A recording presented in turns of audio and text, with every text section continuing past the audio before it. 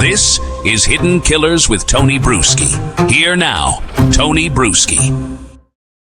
The Kouri Richins Walk the Dog letter. We're going to go through it, break it down for you, explain to you what it all means. This is a 6-page letter that was found in her jail cell that they're trying to, write off as a novel and not explicit instructions for how to lie and manipulate people to make sure Kouri's story adds up. Let's start with the defense's official position because you need to hear it before you hear anything else. And as we go through this, give me your thoughts in the comment section on Substack and on YouTube. The links are in the description.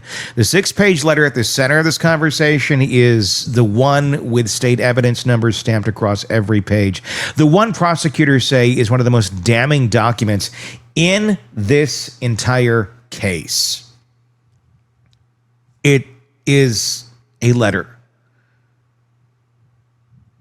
according to the prosecution. According to Kouri Richins, it's not a letter. It's fiction. It's part of a 65-page mystery manuscript she was writing while in jail. The 6 pages everyone has been talking about are, per the defense, a creative exercise, a character study, a chapter in a book, guys. It's all it is. It doesn't, even though it kind of looks very suspicious, like you're trying to tell us how to answer questions and testify, and it's a manuscript. That's all. It's all it is. Guys, you're crazy. Well, hold that thought, because here is where the letter was found. Not in a writing folder, not in a stack of manuscript pages. It was found hidden inside a book during a search of her jail cell.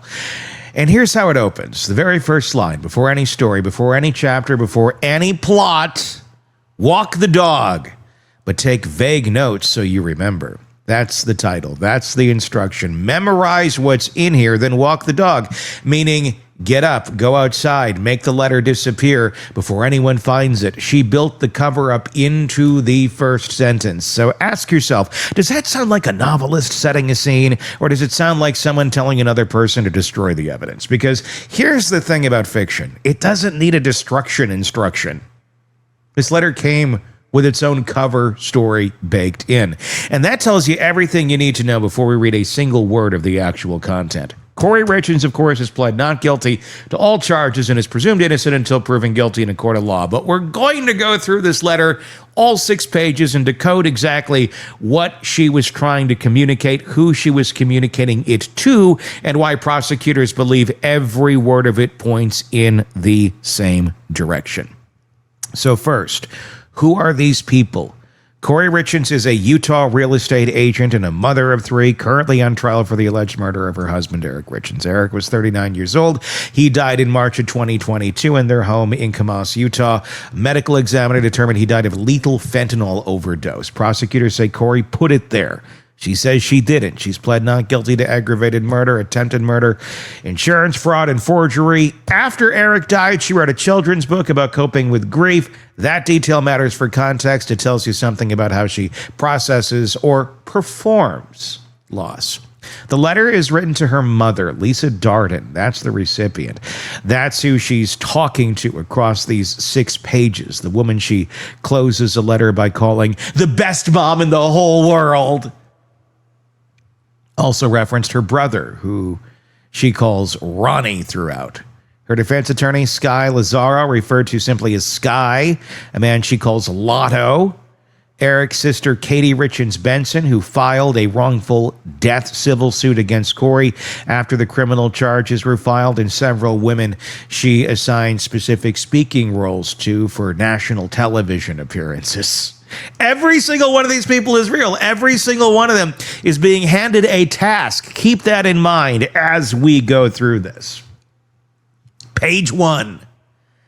She opens by telling her mother that Sky, her defense attorney, is worried about a specific prosecution argument. The theory is that even if fentanyl was found in gummies in the home, prosecutors will argue that Kouri put it there. So the defense needs a counter narrative. They need a way to show that Eric had his own independent source of fentanyl, something that has nothing to do with Kouri, something that explains how fentanyl ended up in his body without her involvement. They need something. That Moscow Mule that he took that night that she gave him couldn't have been laced with fentanyl. He had to have gotten in his system somewhere else. Kouri, sitting in her jail cell, has already solved that problem. The solution? Her brother. Here's what she tells her mother to do. Meet Ronney in person, not by phone, not by text, because she fears the house and phones are being monitored. Once you're with him, pass along this story.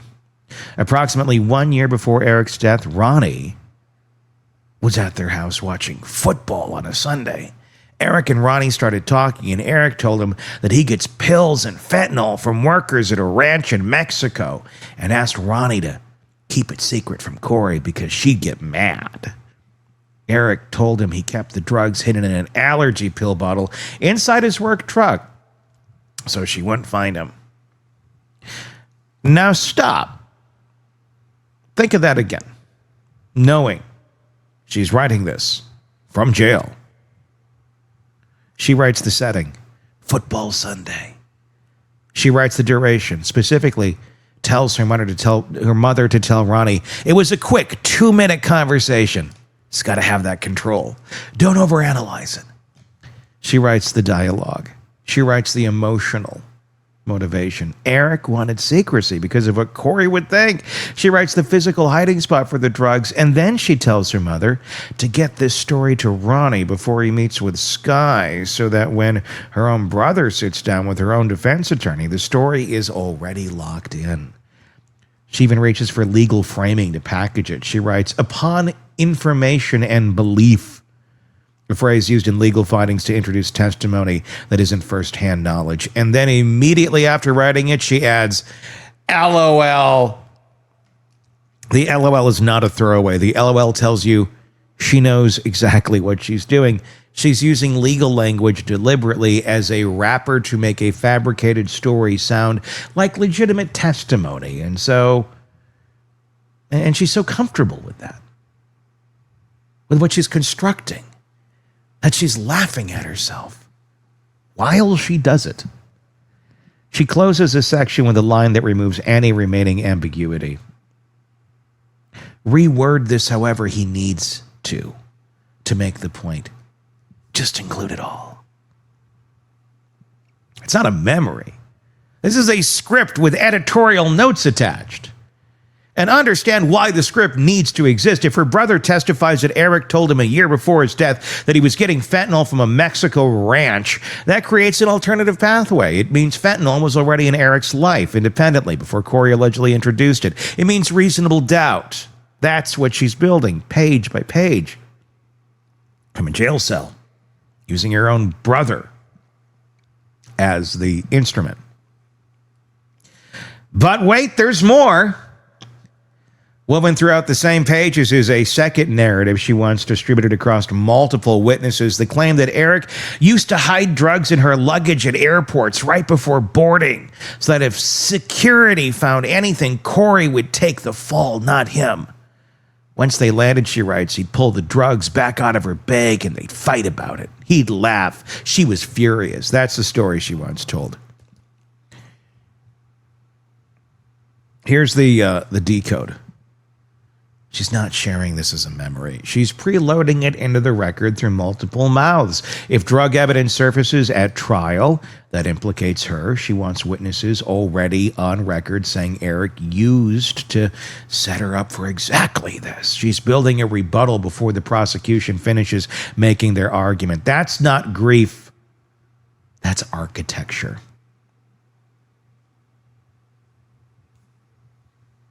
Page 3. She tells her mother to contact a band she refers throughout as Lotto.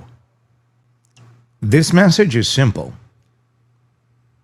Do not text anything that puts the two of them together. Not church, not skiing, not trips, nothing. Her exact words. It doesn't look good.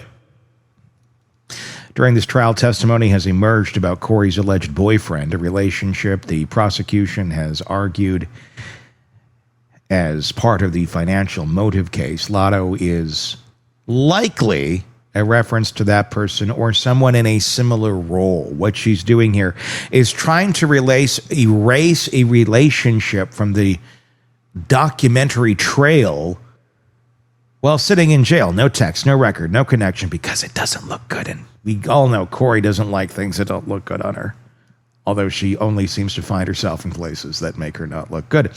She's managing evidence actively from custody. Page 4 is where it gets darker in a specific way. She tells her mother to go through her phone and find photos of Katie's daughters. Print them. Mail them anonymously to media companies. The goal? Make Katie livid. She adds almost cheerfully, if not, no worries. Why? What are you doing mailing pictures of someone's children to media outlets? And by the way, you dumb bitch, the media outlets, if we get pictures of children, we're not publishing them. They don't do that. We don't do that. Reputable outlets don't do that sort of thing.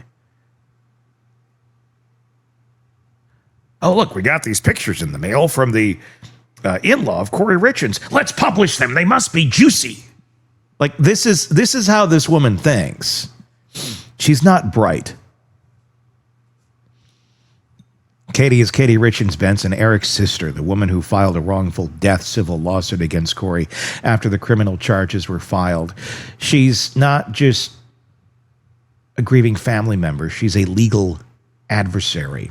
And what Kouri is describing is targeted retaliation against that adversary routed through her children's images, executed anonymously to avoid being traced back. Her nieces, she's basically saying, expose their pictures. Like, for what? Why? What are you insinuating is going to happen here? Is going to publish pictures of your nieces that have nothing to do with this? Sorry, Kouri, your deflection of attention elsewhere ain't working out too well.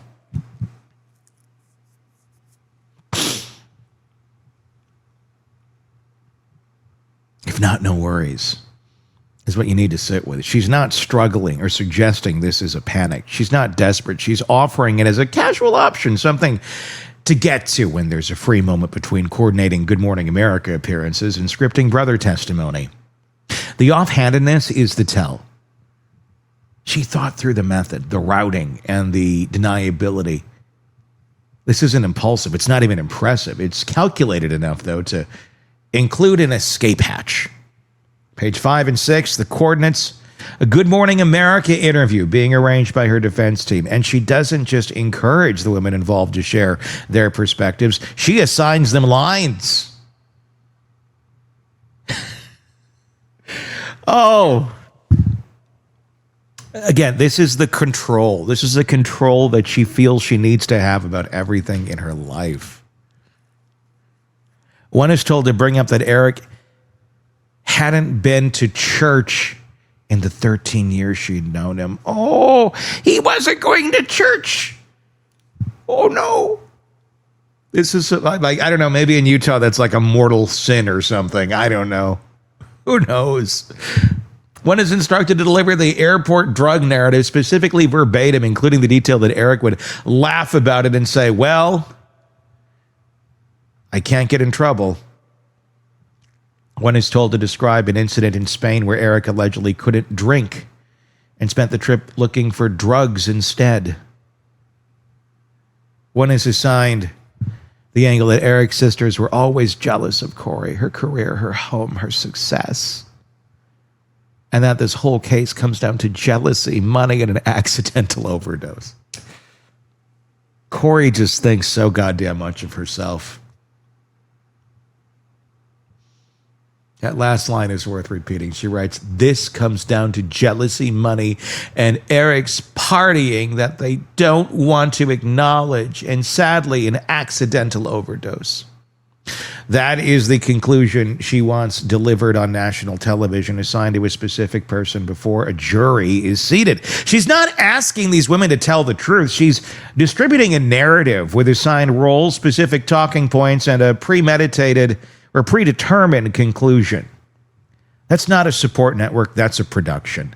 And then at the end of page 6, after all of it, the brother's scripted testimony, the airport drug container narrative, counter narrative, the erased relationship, the retaliation against Eric's sister through her children, the coordinated television strategy. She asked her mother to smuggle Crest white strips into her jail cell through her attorney's envelope.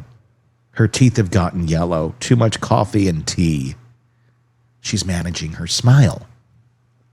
For the cameras, she's already booked. She's thinking, at the end of 6 pages, of what prosecutors call a witness tampering scheme, about what she's going to look like on the other side of this. Not whether she'll get there, what she'll look like when she does. The letter closes, I love you, I love you, I love you. Hang in there. We're getting there slowly. You're the best mom in the whole world. We're getting there. Now, back to the defense's position. This is fiction, a 65-page manuscript, a creative exercise. Here's why prosecutors say that argument falls apart under its own weight. It was hidden inside a book in her jail cell, not organized in manuscript pages. The title is A Destruction Instruction. Novelists don't tell their readers to burn chapter 1. It's addressed to her real mother by implication and references her real attorney by name. It contains accurate, specific details about her actual legal strategy and her real case. And it ends with, I love you, I love you, I love you, which is, to anyone paying attention, a hell of a way to close a chapter of fiction. A 12-person jury is now looking at this letter. They are looking at it in a courtroom where, because of legal constraints around Kouri's detention, they're not even supposed to know it came from a jail cell. Prosecutors are actively working through how to present it without revealing that detail. The letter that was supposed to disappear on a dog walk is now the subject of courtroom arguments about how best to show it to the people who decide her fate. Eric Richins was 39 years old. He died in his home. His children are growing up without him. And if prosecutors are right, the person who allegedly put fentanyl in his system spent the years it followed using her mother as a courier, her brother as a witness, her friend as a media team, and a stranger's children as leverage, or her sister-in-law's children as leverage, all from a jail cell, all while worrying about her teeth. She called it walk the dog. She thought it would vanish. 12 people are reading it right now. Good job, Kouri. You're a smart one.